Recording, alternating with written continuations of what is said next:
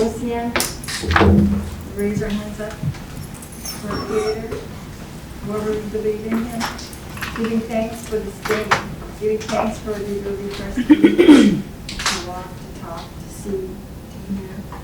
We give thanks to our Creator of all things, for our life givers. For without our life givers, we wouldn't be here. Not just our ancestors, but the air that we breathe is a life giver. The water that we drink is a life giver. The ground that we walk on that supports us, that sustains the land, that which grows from the ground, and the rain that brings everything to life, and the sun above all that brings all to life. So these are all life givers, and we give thanks for these things.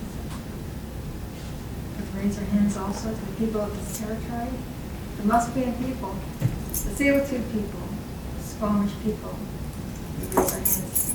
We say hi to God. For allowing us to live on this beautiful land. We've raised our children. We've gone to school here, worked here. We cried, we've laughed on these beautiful lands. Last night I sang the Coast Salish anthem, a gift to all Coast Salish people. And I'm a song creator as well. So I learned to listen to how we believe.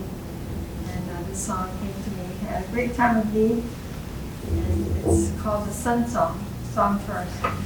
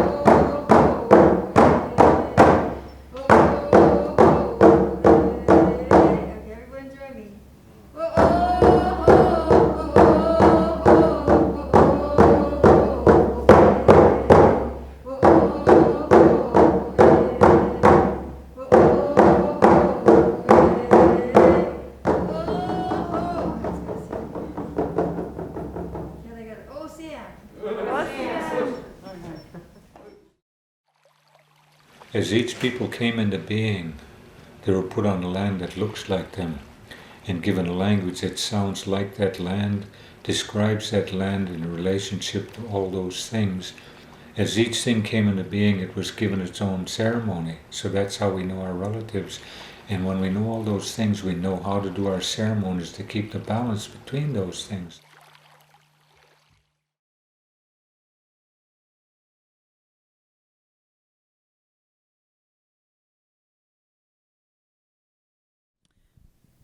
Beautiful words.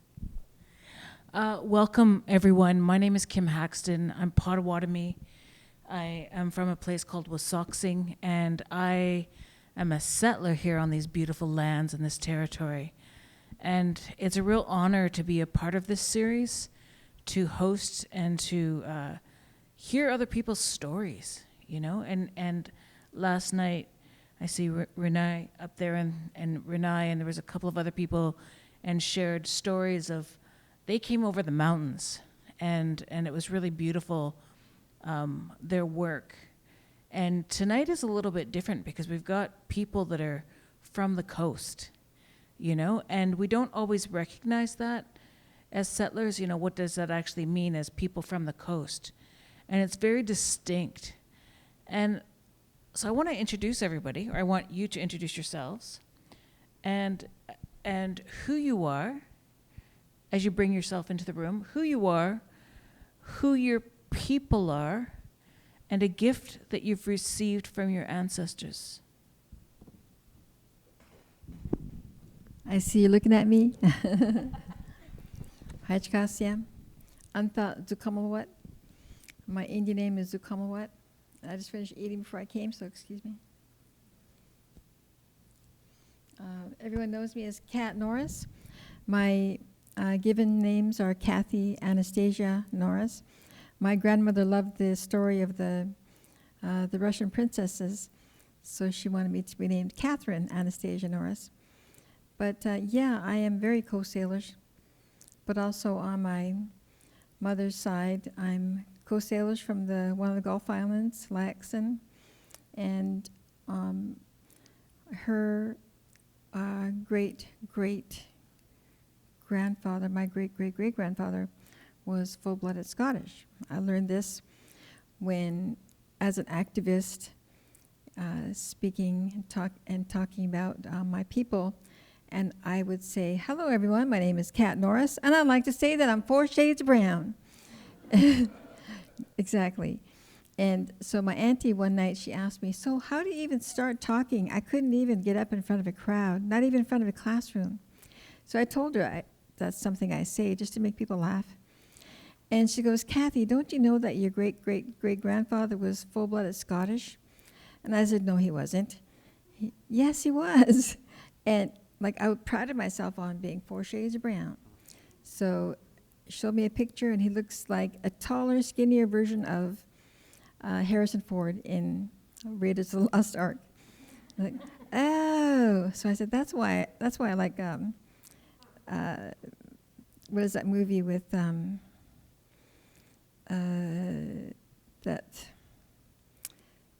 the guy that went to war for his people? Oh, that's why I like Braveheart. And on my father's side, my grandmother is full-blooded Nez Perce, and we're also part Hawaiian Filipino on that side of my family, and somewhere on my mother's side of the family. So we have a lot of mix as well as everyone here in the audience, or most people. Yeah, I'm a mother, I'm a grandmother, I'm 65 years old. I'm an elder counselor with Vancouver Aboriginal Health, former school support worker, former outreach worker with the Cedar Project, a joint project between Aboriginal, the UBC, and Providence Healthcare. And that's after graduating from Langara College. Before that, graduated from Native Ed, Family and Community Counseling course with a 4.26 GPA. What's your gift? My gift that I bring, or that I received. Oh, I think as a child, as a baby, my gift from my grandfather, in our culture, our Coast Salish culture, we're given gifts, and it could be from an auntie. And if you ever go to the Friendship Center, you see me at powwow night, or even West Coast People's Night. A lot of new mothers, they bring their babies over to me, and it's just unconscious, and I don't ask for it. I've never stated why, but it's something that they do, so I give them a gift. My gift from my grandfather was people will know you. People will know you when you walk into the room. People will see you. So I accepted that gift as an adult when I was the most insecure person in the world. I was the least confident person of all my friends because of my childhood issues, residential school. And so my gifts from my grandfather, I will know what to say. You will always know the right thing to say. And my mother told me these things so many times they became a part of me. And the part, the part that makes me choked up,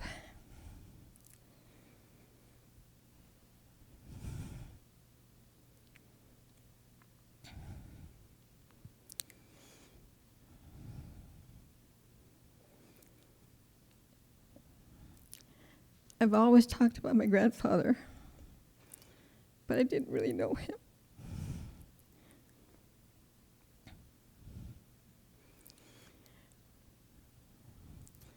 But because I didn't really have a father figure in my life, my parents were in arranged marriage, but my mother was went to residential school. She was 16, till she was 16. She wanted a career that was, in her mind. She wasn't happy, so it didn't work out. So she was put with my stepfather, and so I never really felt that like I was loved by a man. So my mother always talked about my grandfather, and that's part of what our culture does to us. When someone talks to you about your uncle or your grandfather, they're telling you about them. It's coming from that grandfather or that auntie, that uncle. So it's something I learned to believe, and so I take the pride in that I was loved by my grandfather. He did the protection ceremonies for me. First rain, big rain, the first flowers that started to grow, he'd bring me outside. Before I went out fishing, he would say a prayer and touch me down to the water for protection. So that's the gift that I bring is, the gifts that I received from my grandfather, hence my people, hence my family and my mother. So I raised my hands to her. So everything I've learned from my childhood, the teachings that I received from my grandfather, through my mother, my aunties, is what I do when I do my work.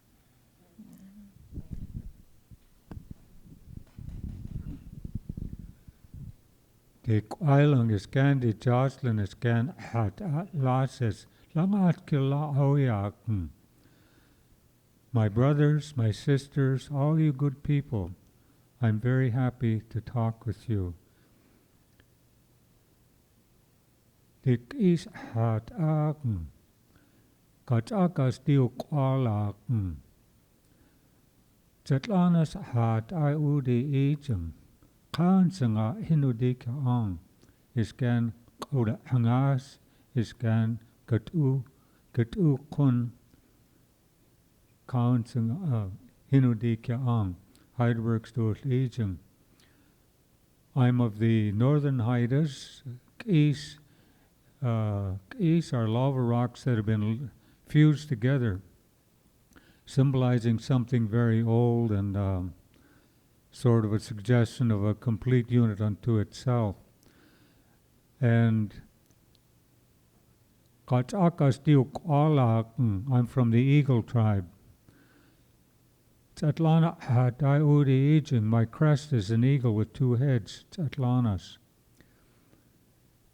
And Kaunsanga is what I'm called. It's not a name, it's not a label. When my uncle gave that name to me, well, the first one that name was given to me was a little boy, was Koda Hangas. Kotla means to sit down, Hangas is something unpleasant to look at. Ugly sit down. Gee, good looking kid too. But see, the name is, you can look at every name sort of has two sides to it because it said nothing was ever made with only one side. So in a way, it has one translation to remind me. It's sort of like when Caesar would ride through the Colosseum on a chariot and the crowds were cheering. There was a slave laying in the bottom shouting up to him, "Remember, you're just a man." So it's to keep from us from trying to make ourselves bigger than we are. Then when I graduated from university, my uncle gave me the name Kitukun. Kitukun comes from the time of the ice. Some people came from the north, and we called them the cloak people because they had these huge skin cloaks on, and they saw my ancestors doing what they call walking the water. And so they wanted to learn how to do that so they could continue their journey. In exchange, they would teach us how to get that skin. Well, the skin came from what's called a short-faced bear, giant brown bear. And what it was the man would go out and challenge to a fight. And he had a spear that was 6-7 meters long. And the bear would charge at him, and he would set the butt of the spear, and the bear would rear up on its hind legs and then come down on its prey, and he would guide the spear so it impaled itself. And if the butt of the spear slipped, he was lunch. So it's the butt of the spear, but it's also the one who faces adversity. I started university in 1959. I didn't graduate until 1972. There were just too many things got in the way. But then when I graduated in law school, then my uncle gave me the name Kawan Sanga. Kawan is walking, Sangai is day, but that's a man who walks in the room carrying a newborn child, someone who brings a special day, and he said that's a responsibility. But I was born in Alaska. My father was Haida, northern Haida, and his father's mother, her parents, the father was Tlingit, we call Slangas, and the mother was Haida, and she married a Scotsman named William Morrison, so my last name is Morrison. And my mother was Cherokee from Oklahoma, and her grandfather was a Scotsman. I was told that makes me double stingy. They say many, many terrible things, huh? But anyway, so I grew up in a Haida village in Heidelberg, Alaska, and we didn't have residential schools on that side of the border. In our village, we had an elementary school that was run by, it was a government school, so all the teachers were civil servants. So we weren't really abused in the way what happened here. So what we were being taught was without it being filtered through the church. So it's quite a bit different, a lot of it. And I went to school in Lawrence, Kansas too. There were four major schools in the States, Indian schools they call them. One in Oregon, Chemawa Indian School. My two younger sisters went there. And then the one my parents, when they met, was Sherman Institute in Riverside, California. And then the one I went to, Haskell Institute, was in Lawrence, Kansas. And Lawrence, Kansas is where Kansas University is, and that's where all of a sudden his name popped out of my head. He won a gold medal in the Olympics. He's Lakota man, I think. I'll remember his name in a few minutes. I have one of these lightning memories, one flash and it's gone. And then the other Indian school is called Carlisle and was in Pennsylvania. And one of my teachers was a man named George Nix who went to Haskell, and he was the first American Indian to be named an All-American football player, but he was one of my teachers. So I've been in Vancouver now since 1990. Before that, I lived in Alberta for 3 years. I came here, and I got a job working in the movies as a cultural consultant on a movie called White Fang 2.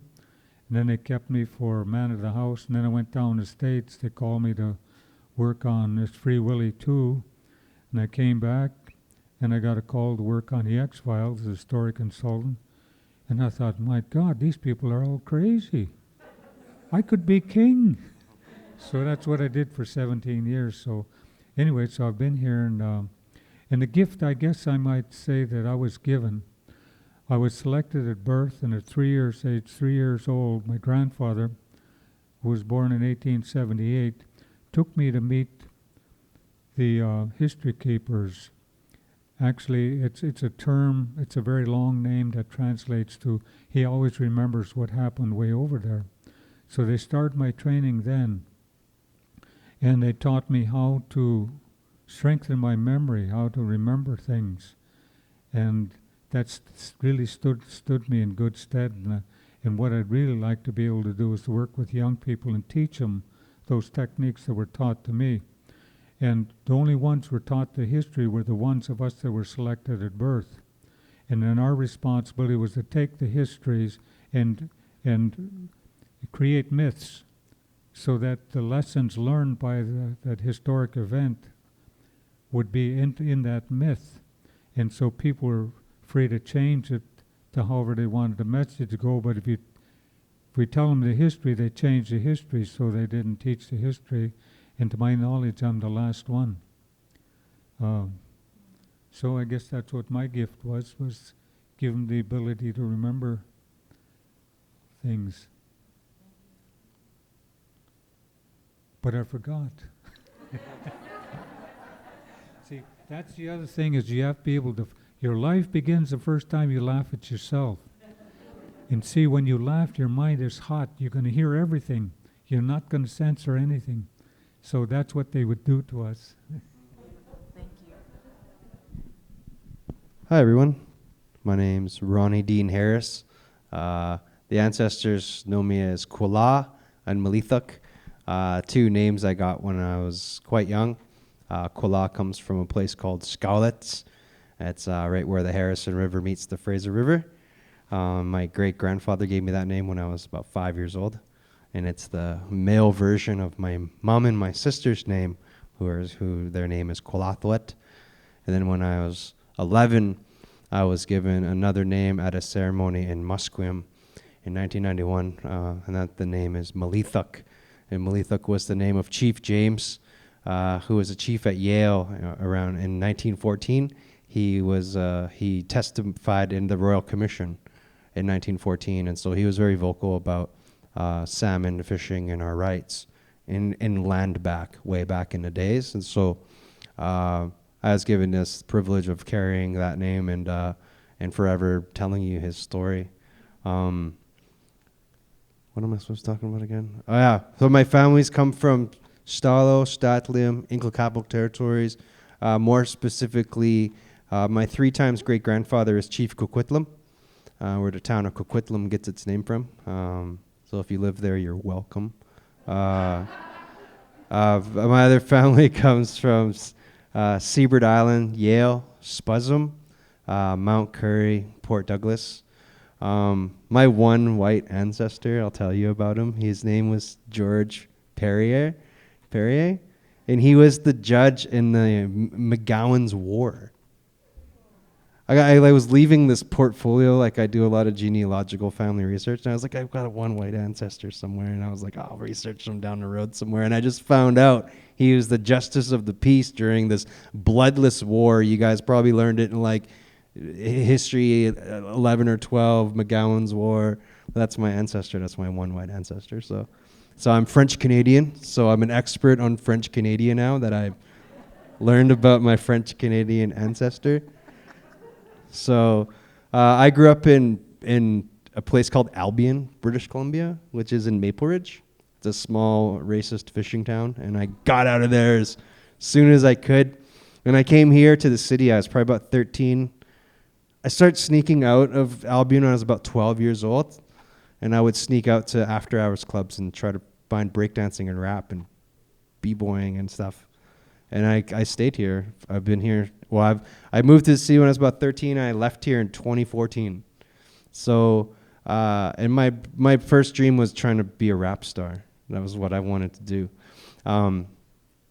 Music took me around the world. It was the one thing that allowed me to like activate who I was and to challenge, to escape the limits of origin for one, right? To escape the limits of socioeconomic structure and to escape that small town mentality.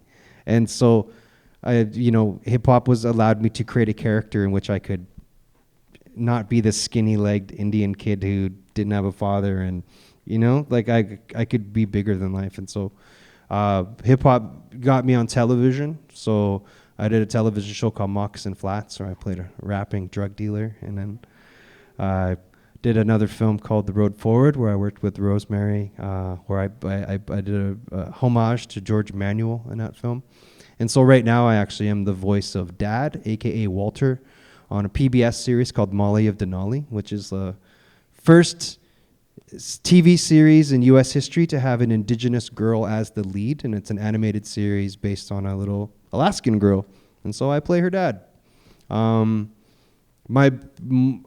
I live in New Westminster, so I've lived there since October last year, and my work now is as a cultural researcher and programmer with the Massey Theatre. And to preface that, around 2016, when they mentioned that Donald Trump was running for president, I stopped watching Hollywood TV and film, and I canceled my Netflix, and I canceled all my accounts, and I stopped because I knew that there was something wrong with television and film. It was programming us to be crazy and whatever, and I dove into research. I lost touch with a lot of the rap stuff in my life. I was like I was going to start this marketing design firm, and I was going to get a collared shirt, and I was going to like get an SUV and try to be that guy, you know what I mean? And I got to this point where it was killing me inside. Like literally I was like dying because I wasn't on a stage and I wasn't doing what activated me. And so I figured that I was asking these questions about rap, and I was like, there's a huge movement in hip hop where we're, especially Native rappers, we're like, we're the voice of our people, rap, we're the voice of our people. And I was like, I'm the voice of my people. Then I was sitting there and I was like, am I the voice of my people? And then I was like, have I even listened to my people? And then I was like, ah. So I started researching, And I said, if I'm going to be expert at anything, it's going to be expert at myself and my family history and at my people. And so I have a few doctoral piles happening with things that I'm trying to understand and trying to untangle. But for the most part, it's all personal understanding. I don't go through academic. I'm not a high school graduate. I was an art kid. But now we're working on a few different things with the Spuzum First Nation, Coquitlam First Nation on nationhood cases and title support, also with local school districts to create curriculum based upon some of this research, place names, history, cosmology, historiography. And so now I'm a research dork. And so I brought some of that here to share with you here today. And I think the gift that most recently for me from the ancestors is the fact that they interact with me, not through dream or through sickness, but through research. And like when I find an ancestor through genealogical research, it's like you have to set a table for that ancestor you've just introduced yourself to and that you've introduced your family to. And I get to meet and see many people's ancestors on a daily basis. And I tell them this all the time, but I'm very honored by that. And I tell people all the time, it's like, I've seen your ancestors in this work. You need to go and look. And so that for me, that's the biggest gift. I get to see them a lot. So thank you. Thank you. It's an interesting journey, I think, as what our identities are, from receiving direct transmissions, to uninterrupted cultures and the curiosity to go and look.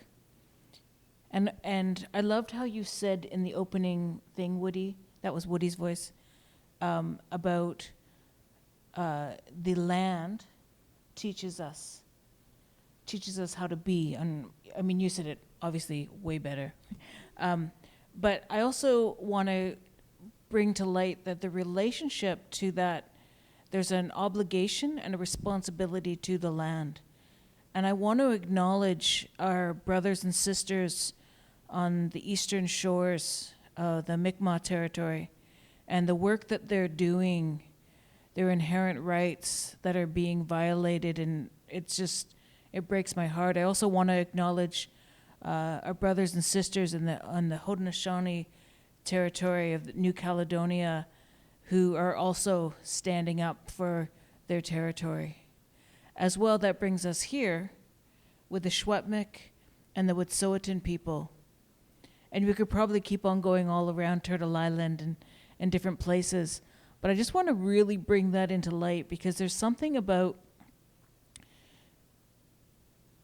the way that the system has been set up that has been, it's decimating, or not decimating, that's the wrong word. I need a better word, Ronnie. Help me out with that one. I need a word that describes, it's been an interrupted cultures. So having somebody like Woody here, I'm giving you a big up, Woody, as one of the last old, I'm going to say high knowledge, because I don't know the better word for it, of even probably language, an old language. Language gets filtered and changed. That it's a real honor, to have you here. And then we have somebody like a young person, like Ronnie Dean, who is, who's going through it and is like, what is that identity? What does it mean? And so we're seeing this revitalization. We see it ancestrally coming through, going both ways, right? And I think it's a really important piece that we all carry. I love that you carry song and you carry dance. There's 5 things that are universal for healing: singing, dancing, storytelling, prayers or meditation, or ceremonies, and connecting to nature, which is the most important one, because it's the piece that feeds us. So I have a couple of, sorry, I have my phone up here just so I could check my time. Oh, we got lots of time. Oh, good.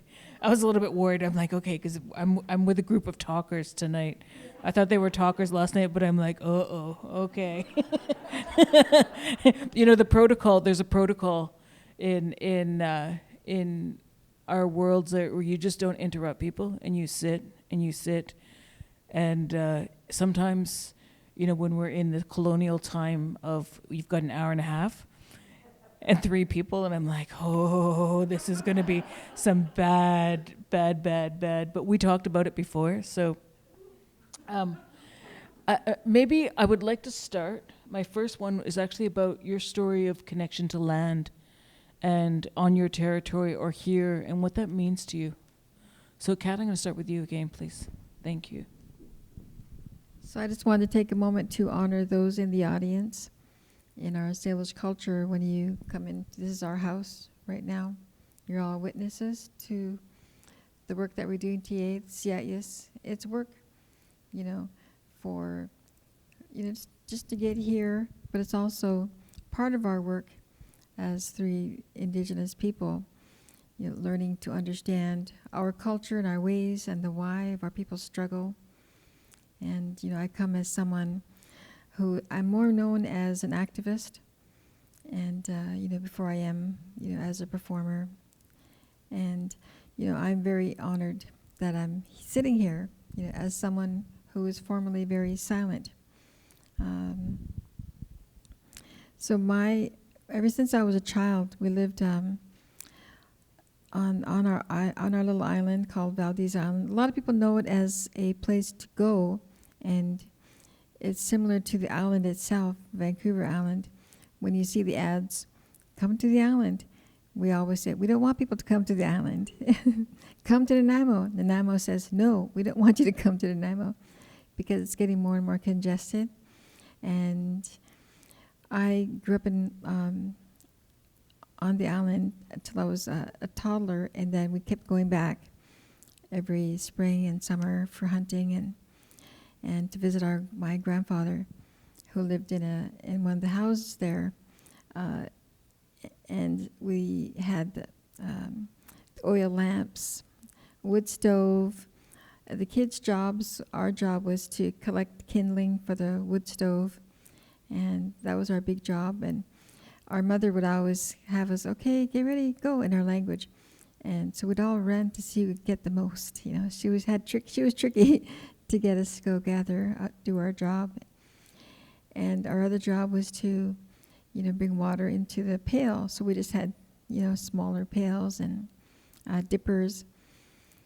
So I'm really lucky that I had a chance to grow up in a time where someone mentioned last night being able to run through the forest. I mean, it sounds like a story, but it was our reality. You're running, but we didn't think about it as running through the forest. It was running through the trees, and don't trip over branches, And our mother used to go to the other part of Lyackson, our island, Valdez, to collect bark. There was trees that dropped bark, or the guys that cut down trees, or even the loggers, there was a lot of bark. So she would take up my youngest brother, who was a toddler, and start canoeing. She always made noise like, hoo! Hoo! Everything makes me emotional, sorry. And that was to let the water know that she's here to do work. She has a place to go. Letting the sea animals know that she's coming so she doesn't scare them, to get out of the way. And also to let us know whereabouts she was. So she would start off, and then she would yell out. She had a whistle. It was, I can't do it. We knew her whistle. Okay, now it was our chance to go. So we'd all take off running to the other part of the island. And we keep watching out for her along the shore.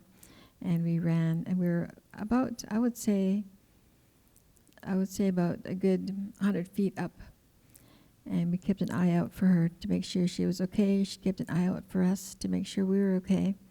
So we'd meet her, and when she got to the other side, we'd help her pull up the canoe, and we'd start piling in the bark and kindling that we found. And so after it got to a certain depth, she would sit back in the canoe, and we had piled a whole bunch of bark by now, and we would pile it on top of her, and then she would say, and she would tell us that was enough now. Okay, awa, no more.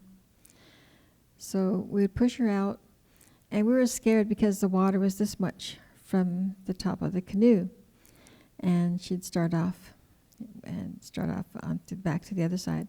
And now we're running, now we're really worried about her watching, making sure that the canoe didn't tip, not that we could do anything. So that's a memory that I hold really strong, is the beauty of this land was a medicine to me as a child, even though I didn't understand it. And then when we left that island to move to Nanoose Bay, to my stepfather's reserve, I always had that memory in my mind, that freedom that we have. But even in Nanoose Bay, we could still play out till it got dark. My mother would whistle, and we'd run. It was time for bath. She had a whistle that was time for bath, a whistle that was time to get ready for supper. And, so that's what I miss, is that freedom. But I always knew the magic, of our land, that's part of my writing. The sound of the wind blowing as a child. Sometimes I would turn when we were down, because down the hill was the beach, and Nanoose, up the hill was where we called our mountain. We were the only house up there. I would turn this way when I was down to the beach, so I could hear the wind, and it was like it was talking to me. And I didn't know that I knew things back then, but all Indigenous people, regardless of whether you know or not, we do know things, but it's up to us to learn to listen to the stories that are being told to you. And so even now, when I'm in the city, sometimes I can smell the ocean, and I put my head up. When I go to the island and I come back to the city, we hit Stanley Park, and you can smell the old growth. You can smell that forest smell. And I just, if I can open the window, I will. But that's when I put my head up and I put my hand on the window, because I take in that little bit of medicine for that little bit of that part, because a lot of it is still, some of the old growth, flora and fauna. That natural smell is really good medicine to me, and that's what I need today. If they ever got rid of Stanley Park, it would break my heart. I wouldn't know what to do. But yeah, so that land is, the smells. Just looking at it brings back my memory of my childhood and the medicine that our land holds for us. OCM.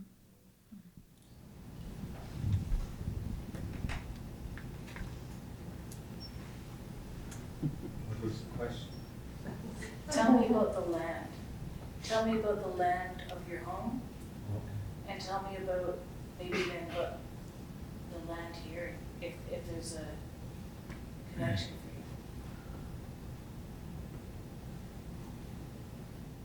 When I was quite small, like I said, when my grandfather took me to my teachers, every session would begin the same way. Outlaw guna, sit down, dear boy. Aji dant kindang song. I'm going to show you something. Dunk itkidu. Prepare yourself. And it says your mind is like a vessel filled with silty water. You've got to let it settle. So I would clasp my hands here and cross my legs, put my head down, close my eyes, and visualize watching that water settle. And then when it settled, I'd say, "De'elke," and the person would start talking. It was like I go down inside of them and experience everything they're talking about. And so a part of the process was learning what was called Tlauk Igang. I'm telling the story of all the humans. And a part of that story tells of an incident that happened 15 cycles ago. One cycle is 5,200 years. And about 2 years ago, I was watching the Knowledge Network, and they were talking about this incident that happened 78,000 years ago. A supervolcano erupted in Indonesia. And when the scientists went out to, I think it was something like 9 meters of ash they dug through, and they found spear points. And they were trying to decide, or sort of wondering if anybody survived it. Well, 15 cycles, 15 times 5,200 comes out to 78,000. The same incident. But it not only tells that we survived it, but it tells how we survived it and what we did afterward. And it tells of as we're traveling across the land, the people start separating. And some went some direction, others went others. And over time, depending upon where they stayed, they started looking different because the light was different. Their hair changed, some of their skin color changed, and this sort of thing.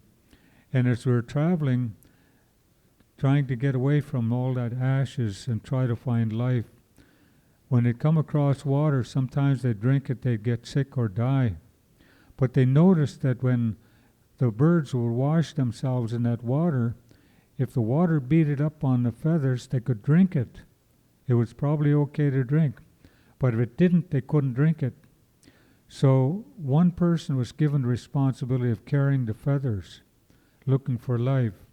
When it come to fresh water, it dipped the feathers in. If the water didn't beat up, they kept going. If it beat it up, that person would drink and the others would wait. If that person had no ill effects, then the others would drink. So those were the keepers of the feathers. And so today, the ceremony has changed. Now we say that the eagle feather is looked upon as sacred because it's the closest thing to Creator. Well, ours wasn't filtered through that, so this was the reason why it was so important, was that you would look for life with those feathers when you dip it in the water. And it says we kept traveling, and it was, my watch wasn't working, so it's around 50,000 years ago, I guess. And that's when, if you look at the tracks on what they call the Bering Land Bridge, they were going the other way. The horses and camels left. And when we got to a place we called, it was called Singaila Eastjagen. It says the atmosphere was always pleasant, always warm. It was tropical. And that's what the Arctic was until the last ice age. Then it became the Arctic. But at that time, when we first arrived, around 50,000 years ago, it was tropical. And people kept coming and coming. But it took us a long time from the time we were brought into light until we learned to be human. And we became human from eating the marrow of from bones of small animals. It said that's when we began to change how we treat each other. But then when we got to this place, it said that's when we came into being as people. And so each people was put on a land that looked like them. And they were given a language that sounded like that land, described the land and all the beings there. And then we were given a ceremony on how to maintain the balance of that relationship. In Haida, it said it's like walking on the edge of a knife blade. If you're not careful and you don't watch your step, you could slip and fall off the world. And so when you fall off the world, that means that you've given up your ceremony and you've fallen into chaos. And that's what's happened to us. So anyway, 5 cycles ago, which strangely enough is 26,000 years ago when the Ice Age started, we went through climate change like what we're experiencing now. In fact, all the conditions you're looking at now are described in that history. But we call it the organic transfer of knowledge, rather than getting it from technology or from books. It's the organic transfer of knowledge. And so Haida country is right where it's supposed to be. And one way of characterizing it, it says that the earth is filled with magic, it's spirit. And every time you do something, you treat something with a sense of humanity, I'll put it that way. You put some magic, some spirit back in the land. But every time you do something bad or, cause other people harm and pain, you take it away. And so for a long time we've been taking away that spirit, and that's in the land. And so it's said that to be able to relate to the land, there were 4 values that everybody had before they went to residential school. One was trust. When you belong to a clan within a tribe, there's automatic trust. You trust everybody. The second thing is you share. The third thing is you help each other. And the fourth thing is you give back before you take. Residential school said, don't trust, they'll cheat you. Don't share, they'll end up with more than you. Don't help anybody because the only way to the top is look out for number 1. And don't give back because you can never have too much. And so that's what's kind of happened to us. As a kid growing up in the Heidelberg village of, by the name, my English name was Woodrow. Woodrow Morrison Jr., just Woody. But my ancestors tell of getting our first potatoes we got was from a people called people who live under the clouds that hold against the mountains. That's in Peru. That's where we brought potatoes back from. So every year we'd plant potatoes. And in the fall we would go out, in the spring we'd go and prepare the garden places. And one time I got lazy. I was sitting down and this lady came over to me. She's from my clan. She asked, she says, why are you sitting there? I said, I'm listening to it, Lil'wat, the blue jay. I'm trying to understand what it's saying. She said, I know what it's saying. I said, what? Slowol, slowol, slowol. That's your hind end. I asked, why is it saying that? She said, because you're sitting on yours and you're not supposed to. Now go get back to work. So that was part of my relationship to the land. But when we were preparing the garden, some of us boys were sent to get these big starfish called a sun star, and from what I understand, they're all becoming extinct now. They're just dissolving in the ocean. But we would get those big starfish, and then the other kids would go and get this kelp you see on the beach, little clusters with bulbs on them. We call that tul. And for those of you who have dried, cracked hands, if you take those bulbs and pop them, that liquid in there, you rub it on your hands and it heals almost immediately. And 2 of the old ladies there at home, they were talking about it, and one was showing the other one her hands. She says, use that tul. So she said she got some, and she told her granddaughter, it started healing right away. And we didn't get telephones there in our village until 1976. And anyway, when they'd answer the phone, they'd pick it up, and they didn't say hello. They'd say, Slau Ejum, is that you? Yes, it's me. And she said, gee, that'll work good on my hands. You think it'll work on my face? Because one nanny from Masset, she picked up her granddaughter, and her face had lots of wrinkles, and the great-granddaughter was touching her face. She said, gee, Nani, your face is all cracked up. The grandmother just laughed. But so what we would do is we'd dig the hole. Boys would go dig holes, and then they would dig another one a little bit deeper, right in the center of it. And then the others would come and take that seed. They would take a piece of that starfish, would cut them up in pieces and put that down in that little hole and then cover it. Then somebody else would put the potato seed, seed potato in there, and then they would cover it, and then the others would put the kelp on top. And when we finished, we'd just leave it. And we didn't go back till fall time, but there was no weeds.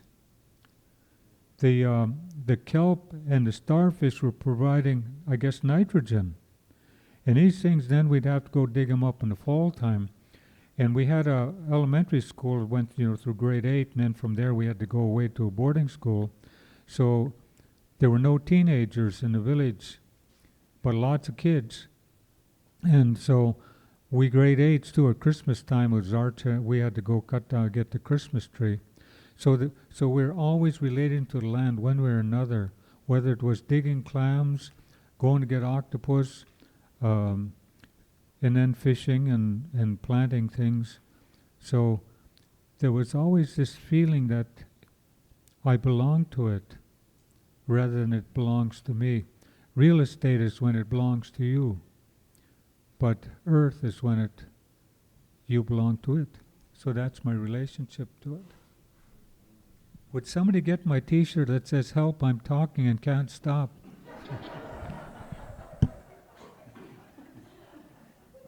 We have a code when I do this. Land. I mean, I never got to really grow up on my home territory for many years of my life. I grew up with my grandparents. My parents were 16 when I was born, so I went to live with my grandma and my step-grandfather in Kwantlen territory in Albion. So the land there for me, I mean, I grew up my whole life on the Fraser River. I really can't imagine not living by the Fraser River. I lived on Nanaimo Street once, and I felt so lost.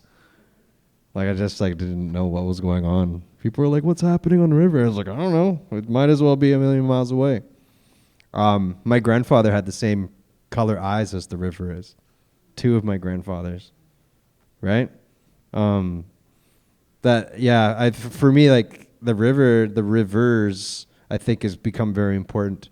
The rivers are kind of nations in themselves. We're divvied up into these cultural groupings, Stalo and whatever the nearest band office is and whatnot. But a lot of our tribal groupings were decimated that way because we were aligned along the rivers, not aligned where the band offices were. So, some of the signatures for me, like finding in these stories along the Fraser and all the way up, wherever 2 rivers meets, there's usually a skyborn story right there. So wherever 2 rivers meet, there's usually someone who touched down from the sky. My ancestors, we didn't cross our land bridge. We came from the stars, skyborn, Tal Swale. It's like the more I hear these stories, the more that I interact with them. I was lucky to grow up with my grandparents because they introduced me to these characters and these concepts at a very young age. And so now that we're sitting here wondering how am I going to introduce concepts like the Transformer and Coyote to my son? And I was like, well, we're just going to make board books who just talk and make sure these characters are always there. And by the time he reaches my age, he has a deeper understanding of lens of knowledge of when these stories are embodied within him. A story that I found in the last year that I've been tracking is a story that comes from Spuzum. And it was handed down from our chief Pellick. And Pellick was there in 1808 when Simon Fraser passed through the area. Pellick led him through the territory. Chief Pellick was also a guide for Alexander Caulfield Anderson, and he helped him create the HBC Brigade trails, and so that's the trail from Hope to Kamloops. Without those trails, we'd be living in the United States right now, and this would have been annexed. 5440 or bust, you know what I mean?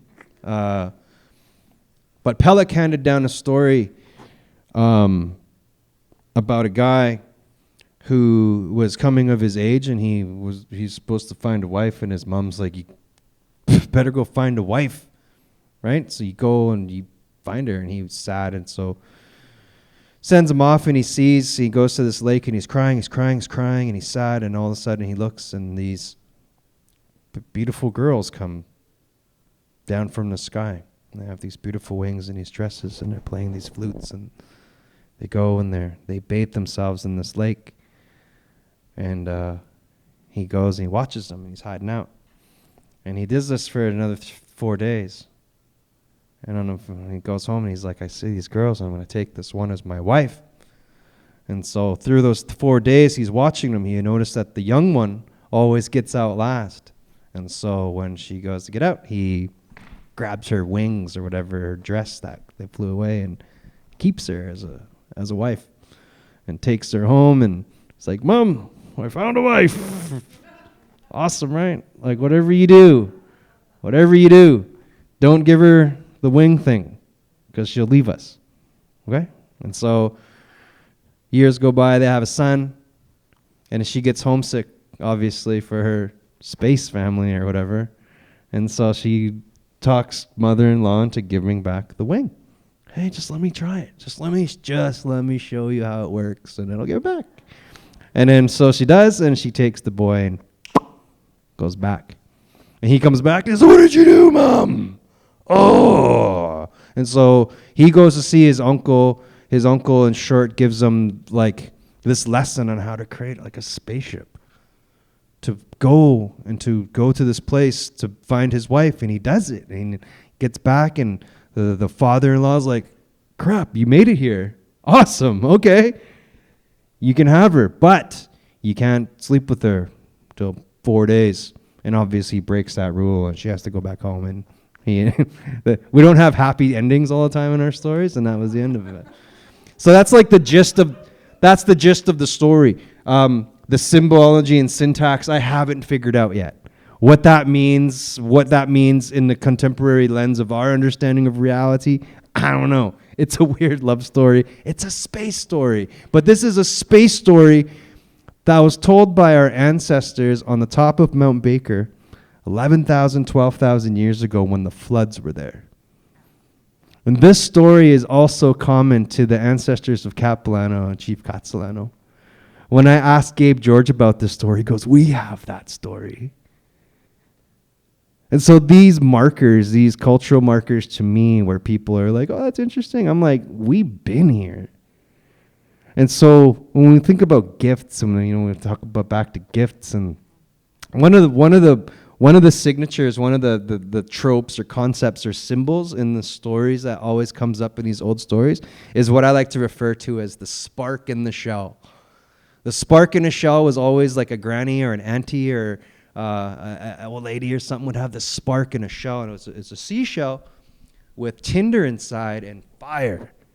And that's how they used to carry fire. And I think like when I'm handed these things, when my grandmother died, I got like a series of notebooks and papers and stories, and like when all the kids were allowed to run around at the potlatch, I had to like sit and listen, and I hated it, but I had to sit. And like those are the tinder in the shell that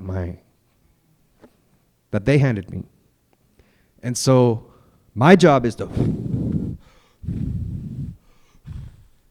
make this tinder bright, bright, bright, bright, so that when my son Emmett gets it, he doesn't have to tend to it so strongly.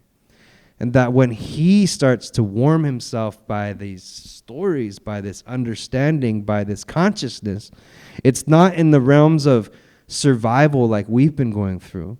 I look at stories and consciousness as this bundle, these bundles, but they're powerful bundles full of our dreams and our stories, and they're full of stars and our connection to land, water, and all things. But we've been running out of survival with these bundles, tripping over rocks, like skinning our knees, trying to survive the floods, the fires, the mosquitoes, the monsters, Stephen Harper, whatever we've got going on today. And I think we're at this time right now, when COVID hit and everyone's like, "Oh, new rap album? Are you going to write a new rap album?" I didn't write one rap song during COVID, but I organized this bundle. And I think if we're talking about our knowledge of the floods, our ancestors knew to encode these stories into things that would outlive the floods, into rock formations, into raven, coyote, into all these things that would transcend and continue to be the tinder in the shell. And I don't fully understand what's coming to me sometimes. They come as messages, and I'm just like, "Ugh," and I'm juggling these bundles. And it's work that I'm probably going to hand off. But I believe that these place names and these stories are also keys to our understanding of the biodiversity in which we interact with as well. Salmon's a keystone species, right? Like we have old stories of speaking of the kinships with those things. And so My goal right now is to extrapolate those values and principles and to make them accessible to our young people in stages. And so I don't want to call them a test subject, but I have a responsibility to make this knowledge. It's not knowledge if I can't teach it to my son. If he can't walk with it and breathe it and put it on and dance it, then that's useless. And then that's connection to land, is those stories, that vibration that I feel lucky to be able to walk with. And that's kind of where I'm at, trying to breathe life into that.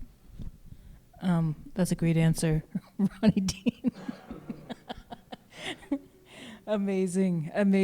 What a I don't live on my land. I don't even live on my reserve. Like, I go back to the reserve and like, oh, city boys here. But I do have contact with my ancestors in those spaces when I go there, and you can't. And I don't care what they say, what they think. They can't defeat that relationship. So, and I think we all have that, and we all have a responsibility. They're owed the recognition for that, and I think we have a responsibility to do it. Thank you for saying that. I just want to share a quick one that relates to that. I was in Songis on the island, and there were some elders coming, and the elders walked into the room, and I said, "Oh, good, the elders are here." And these gentlemen looked at me, and they said, "We're not the elders." And I was like, "Whoa." And then in behind them walked this man on a cane, on a, like a, you know those things? Walker, and his eyes were translucent. And this old man came in. His name is Adam Dick, and he was beautiful. He told the story where he didn't go to residential school. He was raised by the elders. The spirits, the ancestors came to his mother before he was in her belly, and she was told by them that it would be the elders in the community that would raise him. So he got raised in the bush. So he's one of the last of the old language of the Kwakwaka'wakw language speakers and systems and the cosmologies of holding all of that. And some of these elders were like, I've been with him for 30 years and I don't have all the information yet. And one of the things that Adam said, and we're going to get into our last question because we're coming to the time, he said, what you don't understand, and it was a room full of young people, he said, is that I was lucky to receive the information direct. He said, what you don't understand is that you have the information here. So Ronnie, when you say that, it is true, you know? There were things that were interrupted due to colonialism, and there's places and spaces of when you are on the land, when you hear the wind speak. You know, we often talk about that. I'm like, there's intelligence in the air. There's intelligence in the fire. You know, one of my elders said that to me because I was worried about the fires this summer when we got that hit of smoke, and he said, Kim, the fire has intelligence. And I was like, oh, yeah, okay, of course. So which brings us into our last sort of place. And it's really hard. A stupid time thing. 20 minutes, okay, 20 minutes, everybody. I'm glad I'm going We're going to first. stretch out this time, in between time. You just took us 70,000 years through time. That was kind of impressive. Very impressive. Thank you. People, when they're like, man, this is really long, I was like, you've never been to a potlatch before, have you? I just sit there for 3 days once. You can sit for 90 minutes. Right. And so my last question is in two different places. And so, Kat, my question for you is, how do we begin to restore and repair our relationships that we live overlapped in this land? And however that means to you. Yeah, that's pretty deep. You can go first. I'm just kidding. Yeah, I'm a residential school survivor, and part of my story is that I went to residential school. So did my siblings, and our parents were the ones who brought us. So up until I was 16, I hated my parents for bringing us there to Kuper Island Residential School, Kuper. And I held a deep resentment. Why did they bring us, knowing what happens there, because they went there? But I found that they asked the Indian agent if they could be the ones to take us, because they didn't want anything to happen to us on the way if anyone else took us. And, you know, we got a lot of talks from our grandmother, and my grandmother, and my step-grandmother, my grandfather's new wife, my grandmother had passed, and he used to talk to me a lot in our language and would show me a lot of different things, and she had us go pick medicines for her and tell us what they were, but she was talking in our language. And at the residential school, like, we talk a lot about how they took our language away, you know, but they didn't say little children going into these schools, a lot of them were actually kidnapped by men paid $10 a head, by RCMP paid to pick up children. They're playing by the river.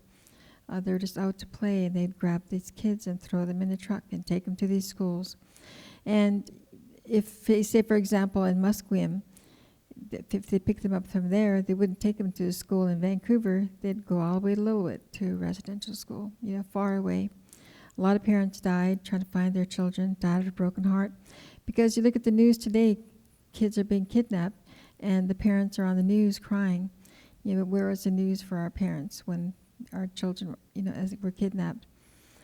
So our parents, you know, thought there would be more caring for them to bring us. And, you know, by the time I went, you know, we had spoken English, because I'm of the generation where our parents didn't want us to learn our language because they didn't want us to get whipped. They didn't want our tongues to be pierced with a pin, our mouths washed up with soap, or smacked on the side of the head, or whipped down the back of the leg for just talking. That's what happened to my parents and a lot of the elders before them. You know, I was separated from my brothers, which broke my heart, because I was big sister.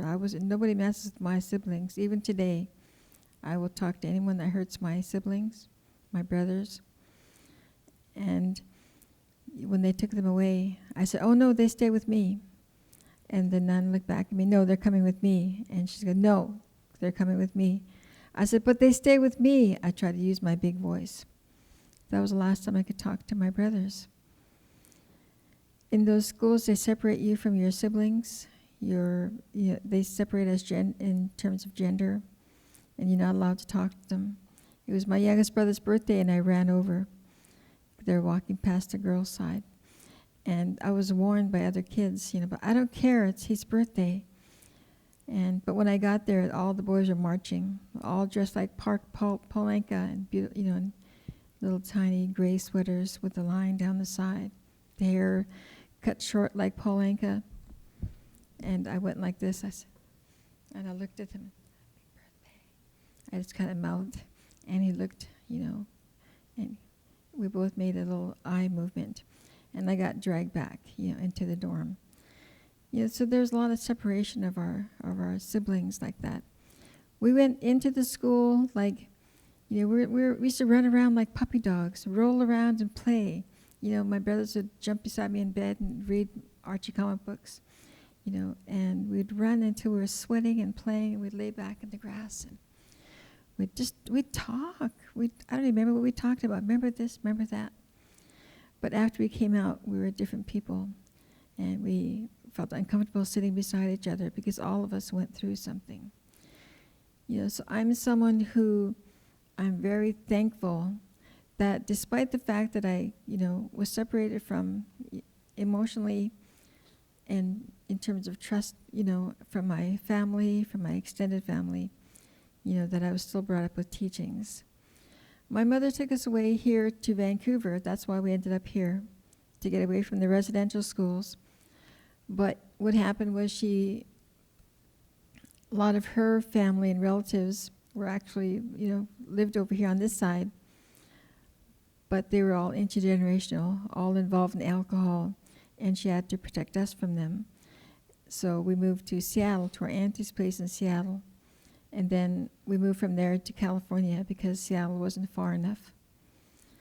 So we came back. We moved there when I was 11 years old, and came back when I was 19. I was so depressed for years because I had so many friends in Los Angeles. It helped me to grow as a person, and I guess without bragging, I was part of a Chicano girls gang, and then, there was the guy side too, But I had my first ever sense of belonging to anything, because 2 years here in Vancouver, I experienced the worst racism of my life. I didn't know that I was different. Kids packed, driving around us on bikes, throwing rocks at our feet, and this kind of still happens today with a lot of kids. Oh, what was the question? About how do we begin to repair the story? Yeah, so I needed to share that because of this separation. Not even going into the things they did to us in the school to separate us from our same-sex siblings, pitting us against each other. So we ended up hating each other, resenting each other.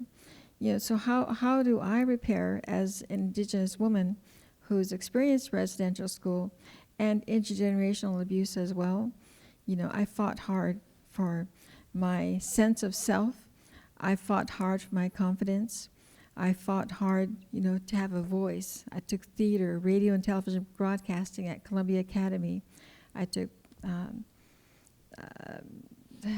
assertiveness training. Everything I could, I fought hard because I knew that I needed to be a voice for my people. I knew I needed to speak for my people who didn't have a voice like I didn't have a voice. And that comes from my mother, being a strong person, always giving us lectures, always talking to us and giving us the teachings. So for me, I had to learn, because I grew up away from my people. I grew up away from our beautiful, beautiful island. I grew up away from all that. But it was taking the family and community counseling course at Native Ed. They talked about trace memories. How many of you guys know about trace memories? Yeah, so trace memories, there are things that you don't know that you know. It's like twins who grew up separated. They have a lot of the same mannerisms. Kids that grew up away from their parents, when they finally meet, they like the same things. They like to, they like to drink, or they smoke, or they like to read the same kind of books. I believe that we all have that, all of us, but, I have to speak for my people. We know that our people are beautiful. We know that we walk on a beautiful land that's all covered up. My first poem was, our people were the very first to live upon this land, will live as one with our four-legged brothers, the mountains, air, and sand. The sun, our grandfather, the moon, our grandmother, and the sacred Mother Earth would teach their children many things, but are now for the white to search. They smother her with concrete, they drain her legs to mud, they drill from her and always will, till she dies for lack of blood. I've never been able to change it to something positive, but I just believe that we all need to do our own, like our young man here is doing his own research to learn. I went to my people, to my grandparents, talking with them, asking them questions. So it's up to us to ask those questions. It's up to us. We say, lot limitage, lot limitage, lot limitage. You already know. You have the answers inside you. You know. You just don't know that you know. You have to work it for yourself. People tell you to go talk to your elders. Go ask your elders. Go talk to your elders. But today, a lot of our elders are still in pain. They're still suffering. They're still trying to heal. They're afraid to share because of the things that happened to them. So to me, it's up to each one of us to do our own learning and to find that in ourselves, and listen. Listening is the biggest gift that you can give to yourself. Can I share one more story? It's just, I have lupus, and no, I'll share this other one actually. My grandmother, she passed away, and in our culture, 4 years to have another big gathering. That's our sailor's custom. All the people come from all over that she's helped and their family has helped.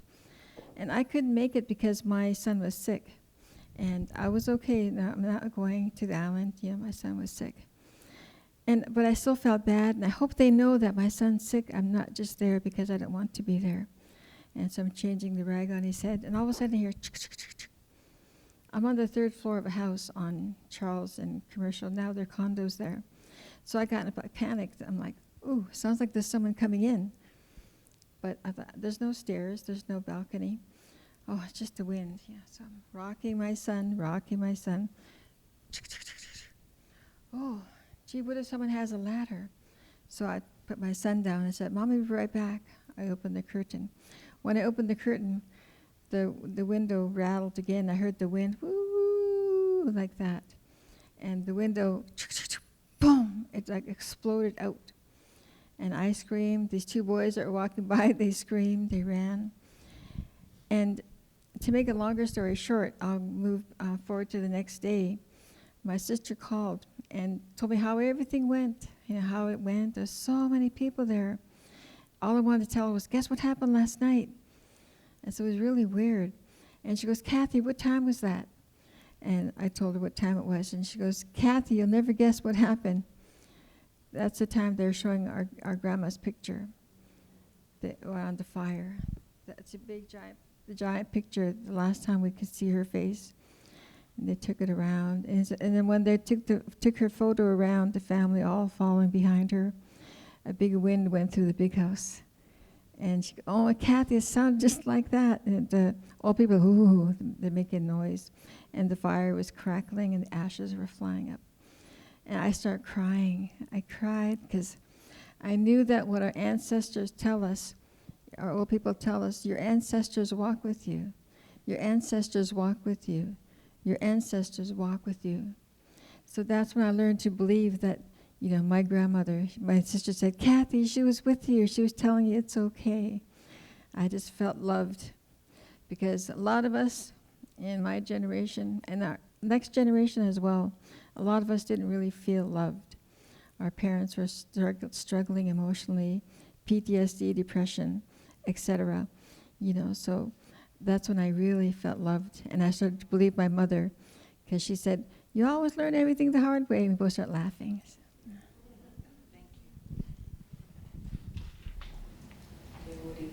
How to restore it? How to restore it in 10 words or less. Ready, go.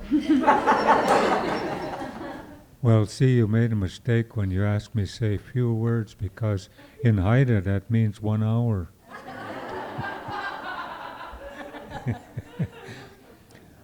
No, to be able to restore our relationship with the land, we have to go back to our own values. In Haida, it's referred to as drawing a straight line to the highest values of the community, of the village. So instead of being good and bad, they're guidelines. And also, we're taught we're bad people. We're taught that women is a vessel of sin. We're taught that children should be seen and not heard. But in our original story, we don't have a creation story because we don't have a concept for bringing something out of nothing. In ours, it just tells how everything was brought into light. It was blue. And anyway, that supreme being, if you would, is in 2 aspects, tangible and intangible. The intangible one we call Sungs'angal. It sort of suggests something like air. It's invisible, it exists nowhere and brought everything into light. And the second aspect of it is tangible, Sungs'anwai. And that sort of suggests atmosphere. You can always sense its presence. And also, the way we view them is that they're not, we don't pray to them, we'll put it that way. In 2001, I suffered a stroke. My whole right side was paralyzed. My dad's older brother, who lived to be 101, came to see me. And he said, in our way, we didn't pray to be restored because we don't know if that's what's meant to be. Instead, we'd call out, my spirit calls, take a look, see what I need. Then leave it at that. And also, we've forgotten the names of the spirits of the land. We've gone to looking at a supreme being as a king. We have to bow our heads. We always have to be scared of it. Sacred means fear. There's something hiding behind that cloud that if you break one of those 10 rules, going to stomp on you. but ours has no fear in it. And it said Hanwai is so big, it fills every corner of the universe and every fiber of my being. It's right here. It's not out there someplace else. This right here is my spirit house, my Hatnai. And so when I'm feeling like if my girlfriend dumped me and I feel empty and hurt space here, that means I gave up my power. So I got to take it back. If another spirit steps in there, we call Ganil Hanwai, the medicine of confusion, the spirit of confusion. That's drugs and alcohol. And it said when that gets control, it's like a newborn child whose spirit is only very loosely attached and can leave at any time. So when that spirit steps in and gets into your house, only you can push it out. And once you push it out, then we can help you. But you got to leave it. You got to do it yourself. And then with the land, we talk a lot about land, but we don't understand that we have respect is something. If you don't have it, you'll never get it. When I go hunting, I never name the animal I'm going to hunt because I'm saying you have no say in this relationship. So I say I'm going to go take a look around. If it presents itself, I either accept the gift or I give this one back. I always give the first one back, so if somebody comes along after me, there's something for that other person. And when I step off the beach and into the woods, I talk to those small plants and say, I'm going to be passing through here looking for sustenance for my family. I may cause some of you distress or damage some of you, but please let me pass peacefully because I'm not here to hurt anyone. And if I come upon a bear's den, I rub my hands on the ground and I say to the spirit of that bear, I'm merely a human. Please permit me to pass peacefully. So we have to recognize the spirits in all of those things. The trees, Keat Hanwai, the tree is the closest thing to the sun, and every one of them gathers energy from the sun in a different way. And when you release that energy, it's different. For example, with the hemlock, the western hemlock will provide heat on the coldest day, whereas the Douglas fir will also give lots of heat, but not as much as the western hemlock. It releases that energy differently. The Sitka spruce doesn't give much heat, but it's even, so you can cook with it. So you don't use the same wood for every ceremony. Every one releases it differently. The alder contains the essence of the woman. And so in the springtime, when the sap begins to run, if you listen to it, you can hear its heartbeat. And we're told that though we be men, we too have aspects of the female. And so when you're handling alder, always handle it carefully, because if you're not careful, it could slip from your hands.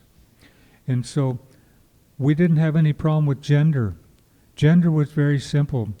Sex are your genitals, and gender is who you use them with. So there was no all categories and all that. So there was gays in my village, but nobody paid any attention. The only time I ever heard reference was two old ladies were talking about somebody. And one said, "Who are you talking about?" She said, "You know that guy, the one with sugar in his shoes," because the way he walked had nothing to do with sexuality. So, and then the ocean, Agagwana. When we go out in the ocean, we talk to Agagwana. We had a song for it that says, we're going to travel to that island out there to gain sustenance for our family, so please keep your waves small. So we talk to that. The fresh water. Water is not just water. In Haida, this one we call Tlangaska. The Tlingit people call it Heen, but it's not the same thing. Our villages were never built by flowing water. They were always built where there's spring coming out of the ground. Ku'andlai. This is where life is coming out of the privates of the earth, bringing life. And that's what the doorway to the house represents, the woman's privates, because all life comes out. It's not to be lived inside. And a man must never enter without permission. And if he's invited to enter, he must always do it in such a way that when he leaves, if And the other person is honored that he'd been there. And if she provides him sustenance, he's supposed to sing for her. So we have those different plants, those different animals, they all have spirit. And so today we hear people saying, all my relations. Well, that's being a little bit impersonal. We say, Di Taolong, all my relatives. That's something different. That's all my relatives. And so I have to treat them like relatives. And we don't have a categories for animate and inanimate. Everything is animate. Everything has a spirit. This friend of mine, this Dr. Leroy Littlebear in Blackfoot, he was telling people, he said, you know, sometime you be coming around down a trail and here's a fluent Blackfoot speaker talking to a rock. Well, somebody didn't speak the language. They figured, well, he's kind of gone round the bend. Another Blackfoot speaker might join the conversation. So when we go among those things, you talk to it, like when you walk in the trees, you announce yourself and introduce yourself with a name that the land and the trees know you by. The land, the name, I guess you'd say, that the wind is going to carry to the tops of the highest mountains and across the waters. So that's where you're saying, Di Taolong, all my relatives. And also, when there was one day I felt like my spirit was leaving, I was really fell in a dark hole, and I told my wife, go with me. And I went down to Jericho Beach, and I told her to wait here for me. And I went down, I took off my shoes and socks, rolled up my pants, and I walked out in the water about ankle deep, and I faced the north. That's the direction of healing. And it's the color black. Black is the comfort of darkness, where the things that can hurt me can't see me. It's sort of like returning to the womb. And it's a place of healing, because the cold, dry air would come from the glaciers and would clear up chest congestion. So I stood there real quiet, and I let my mind settle. And then pretty soon I could feel my spirit coming back. And so sometimes if you're lost, that's how you can reintroduce yourself to the land, is to stand quiet in that water, because that water represents, we don't have a line that divides the natural from the supernatural, from the spirit world. It's our ability to see it. And when you look at that water and you're trying to peer into the depths, if you see your reflection and you make a decision based on that, you're only making a decision based on what you think is true. But when you see that, that means you have to change your point of view. And so you keep moving until maybe the light's behind you, to where now not only can you peer down into the depths of the water, and then you become the water. And that's the hardest thing any human can do. It's called Gurungais Ishdong. This is a person who changed his mind, because we get fixed ideas about things, and don't confuse me with the facts my mind is made up. And so we have to have that open mind, and having an open mind means having a sense of humor, being able to laugh at yourself. And so when you can start seeing those things as your relatives, not just your relations, that's my relatives, those trees. All those trees, that's my grandmothers. When I'm hurting inside, I can go to my grandmother, any tree, and say, grandmother, I'm hurting. My spirit hurts. And she'll embrace me. If I'm feeling fear, I put my spine against a tree and I say, grandmother, I'm afraid. And she'll comfort me. And so, even when we were born, I always have the impression I was one of them, that I was born the 22nd of December, 1941. And so this was just before, I didn't start the war. I showed up 2 weeks later. But they would hold a baby up to the sky on a moonless night, starlit night, and introduce the child to all your relatives, and tell the stars people, this is your grandchild, look out for him. A grandchild, that's all your relatives. And when we were boys, we were about 12 or 13 years old, they took us out on a similar night, and said, you know, there's people, when they look up at that, they tell themselves how small and insignificant my problems and I am when I look at that. He said, don't ever do that to yourself. When you look up there, you say, that's all my relatives. Now I'm as big as anything. So don't make yourself small. Some people are very proud of being humble. But humility is when you laugh at yourself, now you're being a person. So that's what it means. You have to return to being a person. And that's as short as I can get it. I'm impressed. Haida, I'm impressed. I must say that. I'm sorry, everybody, that we're going a little bit longer, but you can take care of your access needs as be. And Ronnie, I kind of wanted to, if you go on the same vein, or if you want to, my question, I had a different question for you. But how is it that we change our way of thinking and working with each other? I think we kind of already did. I mean, before COVID, I was the go guy. I don't know if anybody of you know my schedule. Any time of the day, my jobs switch. I had 3-4 jobs, and I was like constantly living out of my suitcase. And for the first time in my life, I just said, you know what? I'm not going to do anything. I'm going to raise my son. We're going to garden. We're going to research. We're going to read books. And it reminds me of a story. I went through my longhouse training in the house of Swanisset in Catesy. Swanisset is one of our epic heroes of the creation stories. Swanisset is responsible for the sockeye salmon coming up the Fraser River. Swanisset married the princess of the sockeye people. That relationship between Swanisset and the sockeye princess and the people was always It was always referenced and revered. That when the sockeye came back, everything stopped. Hunting, fishing, gathering. Even the kids would put down their toys. And everybody stopped as the first salmon went through, and they let those first salmon go through. And then all those bones are brought back as part of this sacred ancient relationship. This principle, this value of the story, this ancient relationship and kinship between sockeye salmon and Swanisset and his people is actually the basis foundation of the sparrow versus the queen case in the Supreme Court.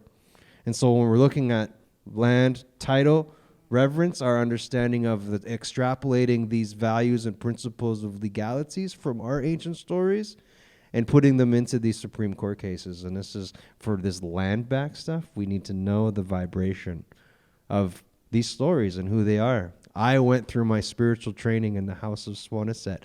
House of Swanisset. Swanisset also climbed up to the upper world. And Swanisset interacted with the world above here. They call it Si Chitmuch, is the world beyond the sky. And up there, he met two people who ended up being the spiders. And so he ended up marrying that woman. And they came back to Earth. And she brought with her a box. And in that box, on one side of the box, was feathers. And she opened up the box. All the feathers turned into seagulls. And she opened up the other side of the box and she dumped it. And that's what became Lyackons. And they came from the sky. And she was a spider, so she also taught people to weave the webs. And so my family, we grew up going to Catesy to find Lyackons. And those ancient relationships, to me, I think, need to be explored and understood for us to recoup this balance in biodiversity. And these stories have been speaking to me, and how we teach these stories to our young people. How can we teach that idea of reverence? And the fact that if we can just go, hey, let's just all just hold on a sec while these salmon go by. Let's just all just hold on a sec while we recognize and acknowledge nature and these ancient kinships and relationships. And when people say, no, we can't do that, I call bullshit, because I seen the whole world stop during COVID. I saw the whole world go, And I kept thinking of those people stopping for those sockeye people. And I know that we can do it.